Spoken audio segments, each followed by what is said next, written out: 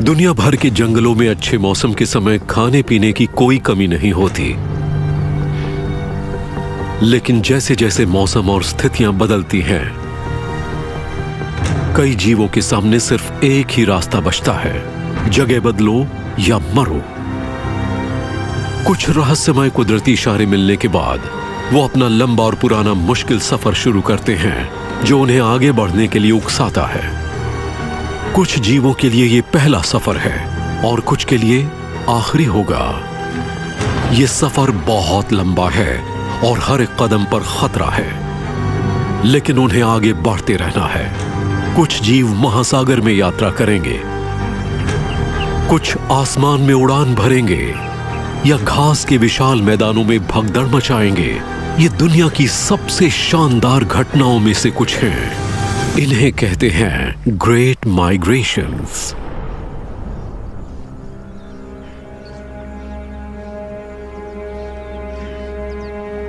Tanzania में Serengeti के घास के मैदानों में बदलाव दिखाई देना शुरू हो गया है।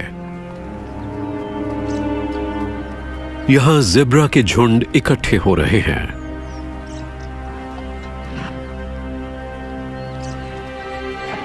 बारिश का छोटा मौसम खत्म हो गया, घास सूखने लगी और हरी घास की तलाश में लगभग 2.5 लाख ज़ेब्रा उत्तर की ओर चल पड़े। यह पहला मौका है जब यह बच्चा 1000 किलोमीटर की माइग्रेशन का हिस्सा बना है। इसकी मां झुंड में सबसे छोटी है और रास्ते में परिवार के बाकी सदस्य इसकी मदद करेंगे।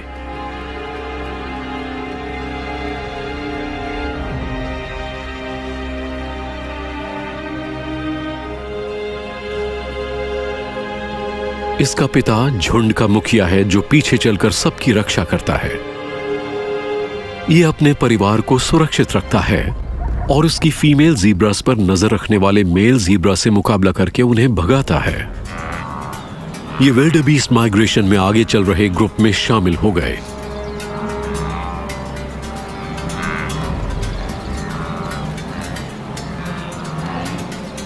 हर्बीवोर्स की इतनी ज्यादा संख्या देखकर शिकारी उनका पीछा करते हैं।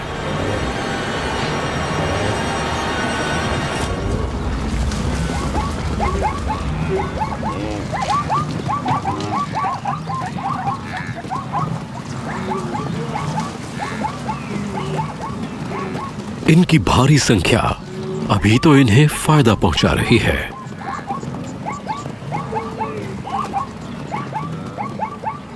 वो आसानी से शिकार करते हैं।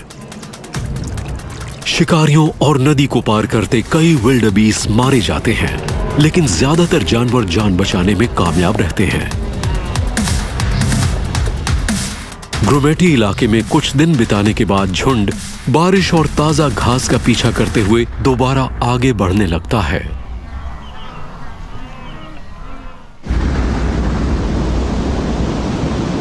हजारों किलोमीटर दूर अफ्रीका के ईस्ट कोस्ट के साथ एक और बड़ी माइग्रेशन के हालात बन रहे हैं।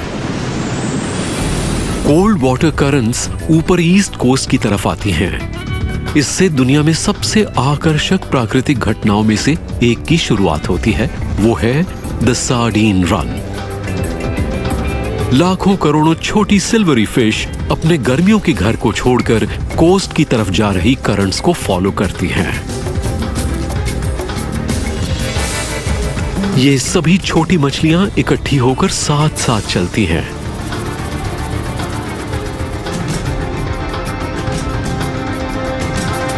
सार्डीन खाने वाले शिकारियों के लिए ये एक आसान दावत है।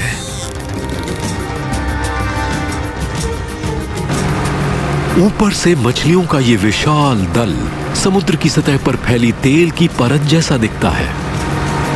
हवा से आने वाले शिकारियों के लिए यह आसान भोजन है और केप गैनेट्स सार्डीन्स का शिकार करने में माहिर हैं।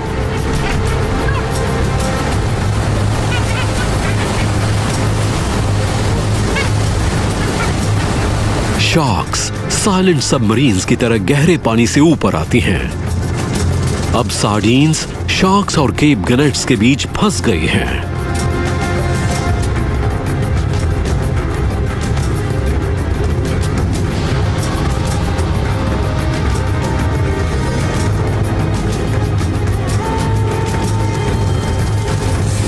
फिर डॉल्फिन्स दावत में भाग लेने के लिए आती हैं। डॉल्फिन्स शिकार करने के मामले में सबसे हुनरमंद हैं।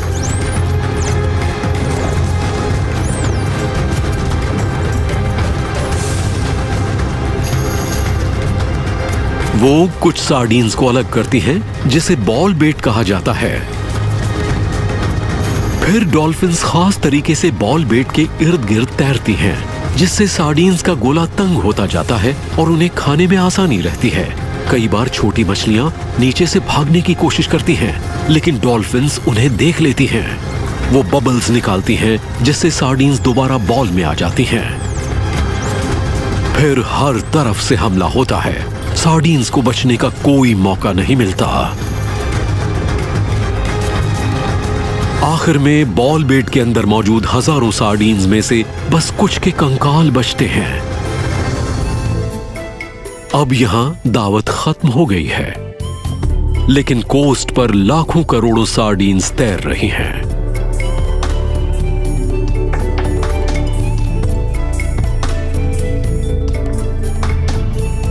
शार्क्स, डॉल्फिन्स और गनेट्स कई हफ्तों तक सार्डीन्स को खाएंगी।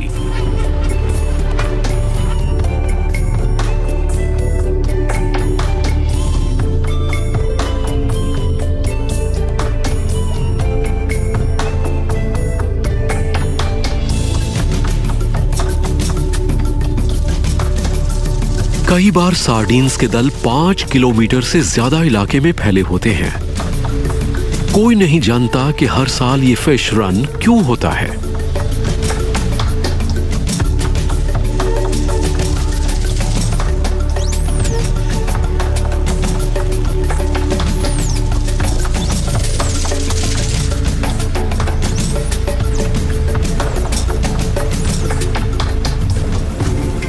फिर एक दिन हमले में बची सब सार्डीन्स चली गईं। वो किनारे से दूर तैरते हुए समुद्र की गहराई में पहुंच गई और शायद ये डीप ओशन करंट्स को फॉलो करते हुए वापस अफ्रीका की सदर्न टिप के पानी में पहुंच जाएंगी।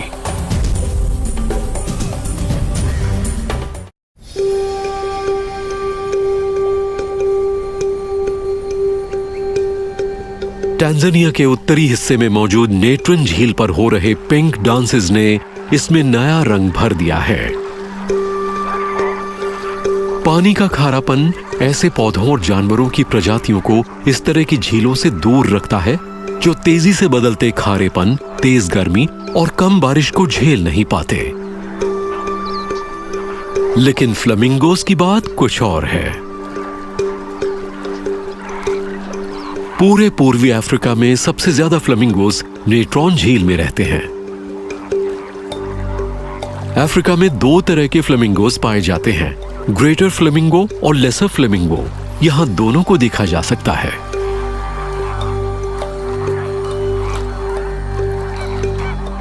इन झीलों में ब्लू ग्रीन एल्गी होती है जो फ्लेमिंगोस का पसंदीदा भोजन है।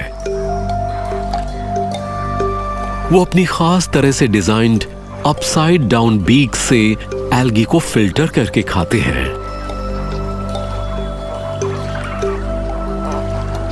अपने नाम से उलट लेसर फ्लेमिंगोस की संख्या ग्रेटर फ्लेमिंगोस से ज्यादा है। मतलब 100 लेसर फ्लेमिंगोस के मुकाबले सिर्फ 1 ग्रेटर फ्लेमिंगो है। गर्मियों में बरसात के मौसम के बाद दोनों प्रजातियों को भोजन और पानी की कमी नहीं रहती, इसलिए दोनों के लिए खास स्थिति पैदा होती है।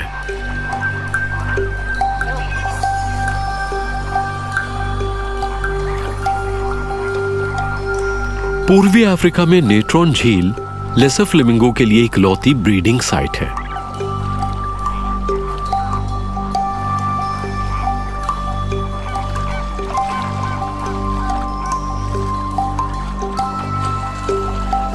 ग्रेटर फ्लेमिंगो की पसंदीदा ब्रीडिंग साइट्स सदर्न अफ्रीका के मकागाडी पैन और इटोशा पैन में हैं।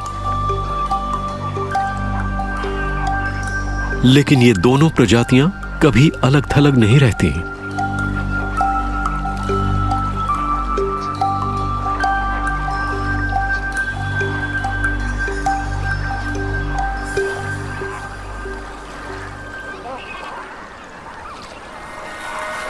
दोनों प्रजातियां पैन्स में माइग्रेट करती रहती हैं। ये हजारों किलोमीटर का सफर ज्यादातर रात में करती हैं और ये अधिकतर उड़ती रहती हैं।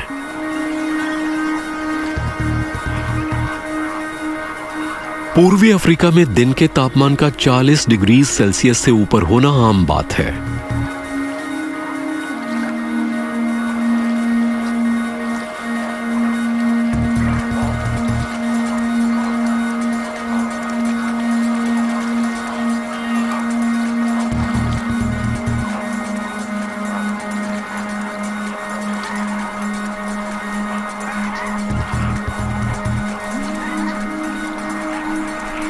गर्मी लगातार बढ़ती जा रही है।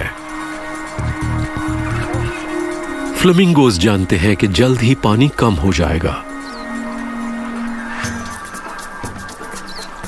फैसला ले लिया गया।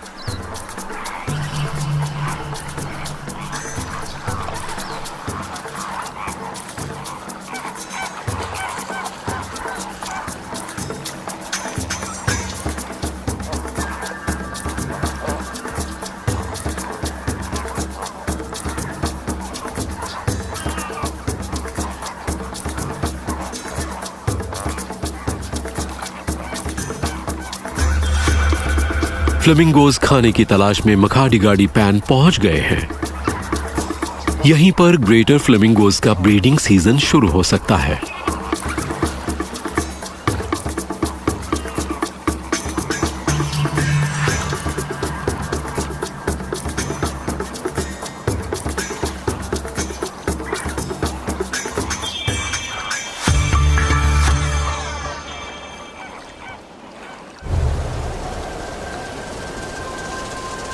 दक्षिण में लंबी यात्रा करके पहुंचने के बाद अब फ्लेमिंगोज को अपने बच्चों को पालने के लिए सब कुछ जल्दी करना होगा। हर दिन ज्यादा गर्म होता जा रहा है और पैन्स में पानी घट रहा है। 6 दिन की उम्र में घोंसला छोड़ने के बाद चूजे अब इकट्ठे रहते हैं और अपने माता पिता के वापस आने का इंतजार कर रहे हैं। माता पिता पर बच्चों को खिलाने की जिम्मेदारी तब तक रहती है जब तक वो उड़ न सकें। फ्लेमिंगो ब्रीडिंग पेयर्स को बच्चों से और दूर जाना होगा ताकि लगातार कम हो रहे पानी से खाना इकट्ठा कर सकें। वापस आने पर वो हजारों के बीच अपने चूजों की आवाज को पहचानकर उनका पता लगाते हैं। समय तेजी से बीत रहा है। अगर पैन्स के पूरी तरह से सूखने से पहले युवा फ्लेमिंगोज ने उड़ना शुरू नहीं किया तो झुंड उन्हें छोड़कर चला जाएगा और उन्हें जान गंवानी पड़ेगी। जो दूसरों के मुकाबले बाद में पैदा हुए उनके लिए पैन बहुत जल्दी सूख गया।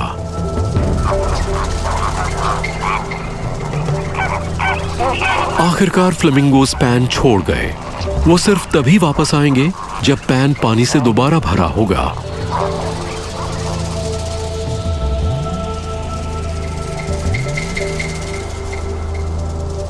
मखाडिगाडी में पानी और जिंदगी के महान चमत्कार का एकमात्र सबूत सूखी मिट्टी पर बने फ्लेमिंगोज के पैरों के निशान का एक नेटवर्क है और कुछ गिद्ध उन मरे हुए चूजों को खा रहे हैं जो समय पर नहीं उड़े।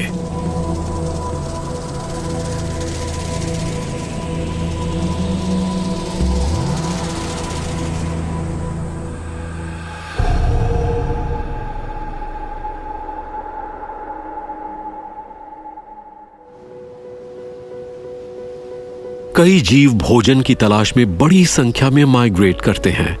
कुछ को अकेले घूमना पड़ता है। ये सदर्न अफ्रीका का पूर्वी किनारा है। ये चमकती हुई साफ दुनिया है।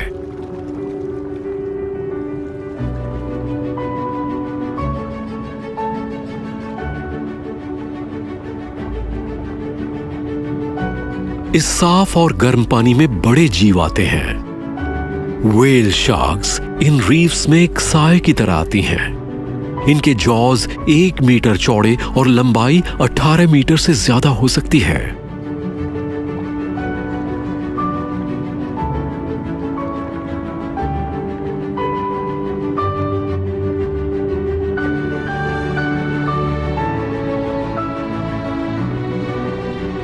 वो अकेले ही दावत के लिए नहीं आती। मैंटा रे भी पानी की दुनिया में अपने 7 मीटर फैले पंखों पर उड़ती हुई यहां पहुंची है। ये दुनिया की सबसे बड़ी रेस हैं। ये विशाल जीव शार्क्स और स्टिंगरेज की रिश्तेदार हैं। हर एक जीव एक जटिल जाल के जरिए एक दूसरे से जुड़ा है। समंदर को सेहतमंद रखने के लिए सभी सिस्टम में खास भूमिका निभाते हैं। इस व्हेल शार्क के लिए ऐसी रीफ्स पूरी जिंदगी महासागरों की यात्रा के दौरान आया एक पड़ाव मात्र है। इसका वजन लगभग 60 टन हो सकता है। व्हेल शार्क सभी शार्क से बड़ी हैं और रोज 20 किलोग्राम से ज्यादा भोजन निगल जाती हैं। व्हेल शार्क्स के जॉज में 350 दांत हो सकते हैं। ये दुनिया की 3 फिल्टर फीडिंग शार्क्स में से एक है। इनके दांत छोटे होते हैं जो इस विशाल जीव को पूरी तरह से सुरक्षित बनाते हैं।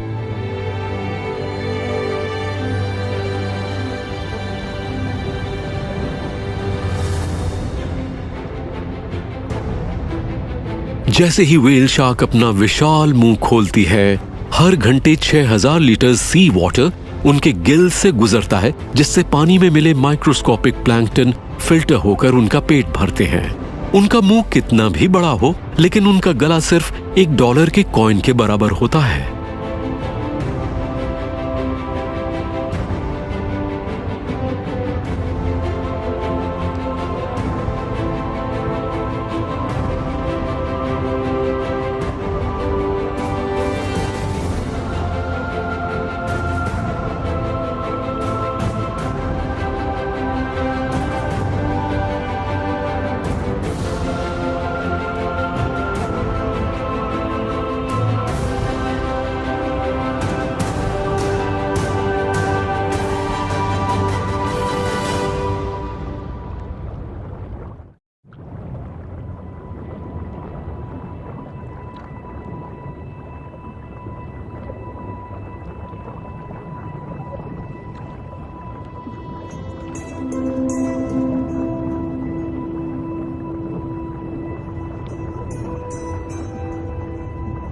व्हेल शार्क्स अपनी समुद्री यात्रा जारी रखती हैं।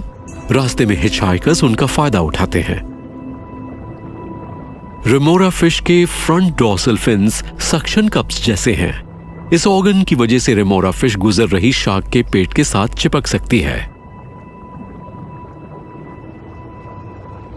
यह खास रिश्ता रेमोरा को सुरक्षा प्रदान करता है और वो दुनिया की सबसे बड़ी शार्क के साथ समंदर में आराम से रहती है। रेमोरास शार्क की स्किन से लगे पैरासाइट्स को साफ करती है। इन 2 अलग अलग प्रजातियों के बीच के रिश्ते के बारे में काफी जानकारी है, लेकिन मेल और फीमेल शार्क्स के बारे में अभी तक बहुत कम समझा गया है। जैसे कि ये किस तरह मेटिंग करती हैं या बच्चों को कहां पैदा करती हैं, ये रहस्य आज तक कायम है।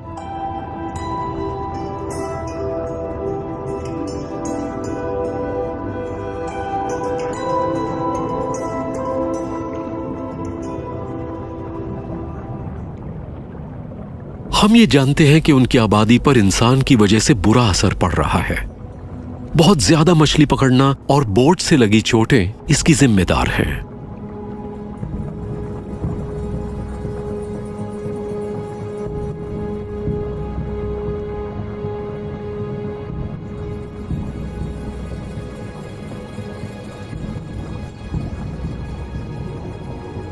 सिर्फ व्हेल शार्क्स पर ही नहीं, बल्कि समंदर की हर प्रजाति पर इंसान का असर पड़ रहा है। एक जीव जो 100 से ज्यादा साल तक जिंदा रह सकता है और जिसके पूर्वज जुरासिक पीरियड से महासागरों में तैर चुके हैं, अब जिंदा रहने के लिए उनके सामने सबसे बड़ी चुनौती है इंसान। इन खूबसूरत और लाजवाब शार्क्स के कुछ रहस्य अब भी बने हुए हैं। अब ये पहले से ज्यादा जरूरी है कि हम इनकी सुरक्षा सुनिश्चित करें, ताकि ये विशाल महासागर में अपनी प्राचीन यात्रा को जारी रख सकें।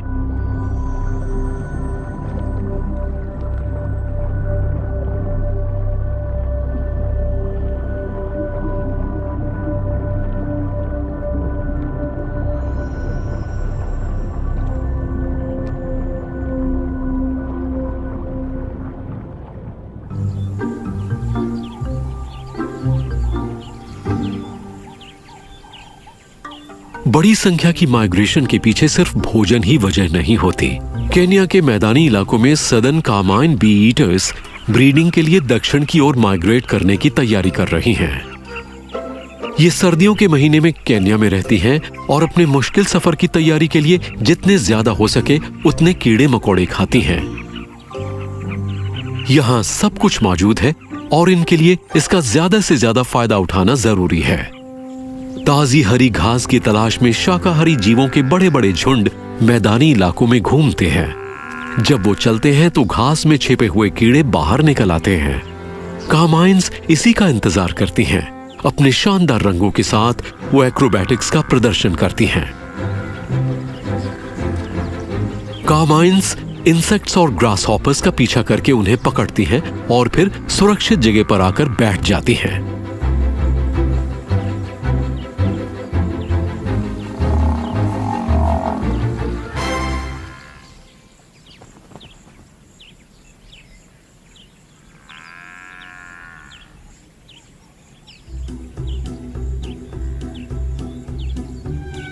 वॉर्टहॉग्स का परिवार उन्हें सफर करने में मदद कर रहा है। जैसे वॉर्टहॉग्स चल रहे हैं उससे भी घास में छिपे कीड़े मकोड़े बाहर निकल आते हैं और पक्षियों को स्वादिष्ट भोजन मिलता है।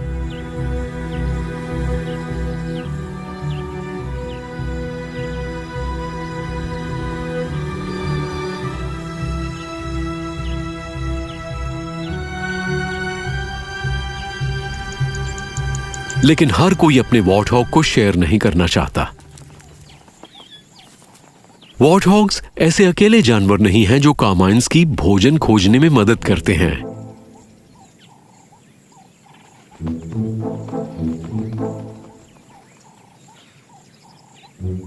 ये सदर्न ग्राउंड हॉर्नबिल्स भी समय समय पर काम आते हैं। हालांकि ये हमेशा मदद नहीं करते।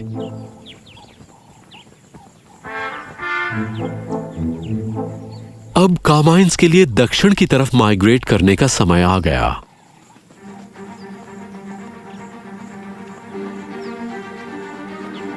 ये लगभग 2000 किलोमीटर की लंबी दूरी तय करेंगी। एक छोटे से पक्षी के लिए ये लंबा रास्ता है।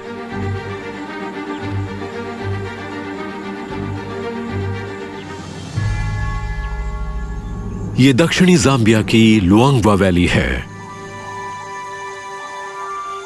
यहां विशाल लुआंगवा नदी है और अफ्रीका के सबसे बड़े जीव यहां रहते हैं। ये वैली कार्माइन बी ईटर्स की आखिरी मंजिल है। लुआंगवा नदी के किनारे पर बनी नरम रेतीली चट्टानें इस इलाके की खास चीजों में से एक हैं और ये हर साल हजारों की संख्या में पक्षियों को अपनी ओर खींचती हैं।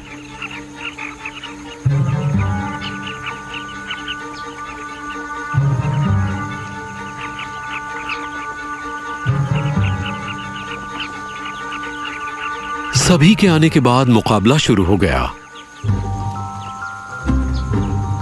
पूरा झुंड हवा में उड़ा। ये एक दौड़ है और सिर्फ सबसे तेज पक्षियों को ही घोंसलों की अच्छी जगह मिलेगी।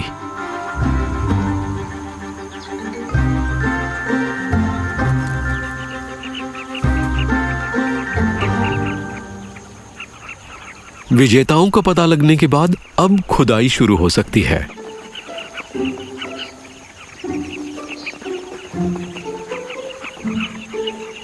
कार्माइन बी ईटर्स खुदाई में बहुत माहिर होती हैं। वो 2 मीटर लंबी सुरंग खोद सकती हैं।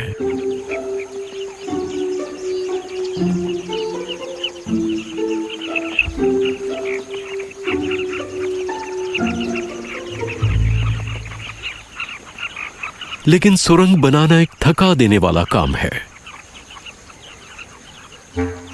एक घूंट पानी और थोड़ा सा नहा लेने से बात बन जाती है।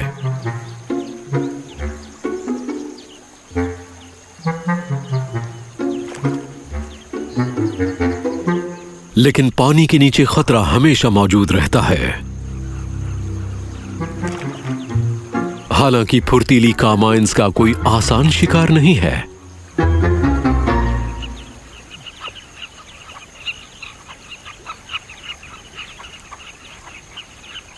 दीवार में इतने ज्यादा छेद हों तो अपना घोंसला ढूंढने में मुश्किल आ सकती है। हाँ, ये सही लगता है।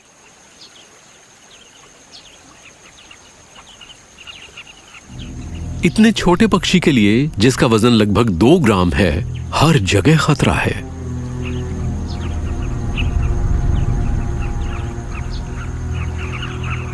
युवा चूजे और अंडे भूखे बबून्स के निशाने पर होते हैं।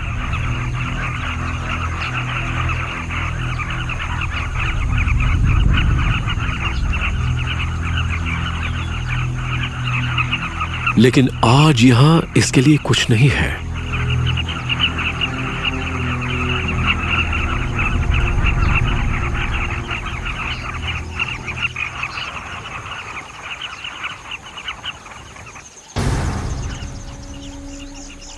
फिश ईगल आमतौर पर नदी में शिकार करती हैं।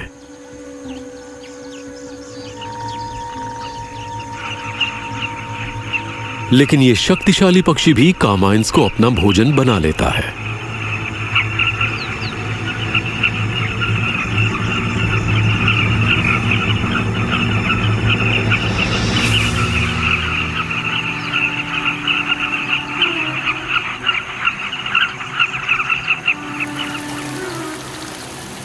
लुएंगवा वैली में बारिश आ गई, लेकिन पक्षियों को गए हुए तो बहुत समय हो गया।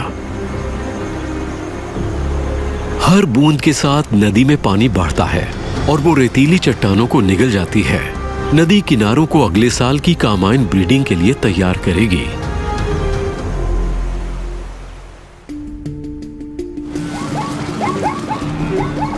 ये जीव इस तरह की खतरनाक यात्रा कैसे करते हैं, इसके रहस्यों को अभी भी पूरी तरह से नहीं समझा गया।